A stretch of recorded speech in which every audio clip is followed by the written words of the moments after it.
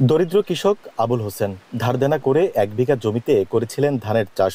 এবছর আবহাওয়া অনুকূলে থাকায় ভালো ফলনের আশা করেছিলেন। ভেবেছিলেন কয়েকদিনের মধ্যেই ধান কেটে ঘরে তুলবেন। তবে হঠাৎ মাঠে এসে নিজের জমি চিনতে পারছিলেন না তিনি। পাশের ইটভাটার বিষাক্ত ধোঁয়ায় পুড়ে ঝলসে গেছে পুরো ক্ষেতের ধান। সারা বছরের খোরাক আসে যে জমি থেকে, সেই জমির ফসল এভাবে পুড়ে নষ্ট হয়ে যাওয়ায় কপালে দুশ্চিন্তার ভাঁজ আবুল হোসেনের।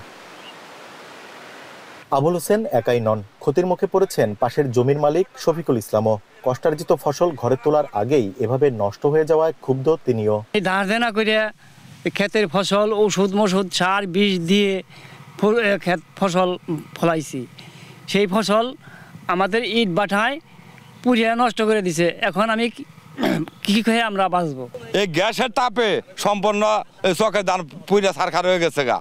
আবুল হোসেন কিংবা শফিকুল ইসলামই নন, ধামরাইয়ের অন্তত 4টি ইউনিয়নের 120 হেক্টর জমির ধান নষ্ট হয়ে গেছে ইটভাটার কারণে। পুড়ে লালচে হয়ে গেছে ধানের শীষ, আর পাতাগুলোর অবস্থাও কালছে। কৃষকরা বলছেন অবিলম্বে ইটভাটা বন্ধ ও ক্ষতিপূরণ পুষিয়ে না দিলে আগামীতে জমির চাষই বাদ দিবেন তারা। ইটভাটার ধোঁয়ায় আমাদের ধান সব নষ্ট হয়ে গেল গা।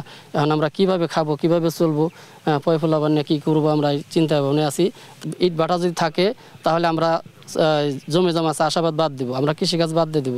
ওনারা ইট পোড়ার শেষে যে গ্যাসটা ছাড়ছে, ওই গ্যাসে আমাদের এলাকার যে ইরি ধানগুলো আছে ওইগুলো সবেমাত্র ফুলে শেষ হয়ে যায় আর কি। ওই সময় এই ইটের গ্যাসের কারণে ইরিগুলার সব পুইরা একদম চিটা হয়ে গেছে।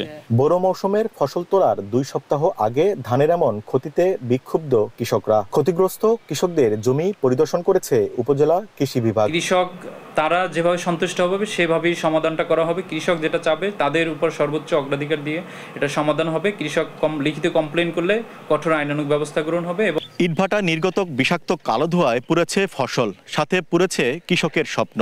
যে আশায় বুক বেঁধেছিলেন ফসল ঘরে তুলবেন, ঠিক তার আগ মুহূর্তেই এভাবে ঝলসে গেছে মাঠের পর মাঠ ফসলি জমি। তাই কৃষকরা বলছেন যে ভাটার কারণে তাদের এই দুর্দশা, এদের বিরুদ্ধে অতি দ্রুতই নেওয়া হোক কার্যকরী পদক্ষেপ। দেওয়ান ইমন, দেশ টিভি, ধামরাই।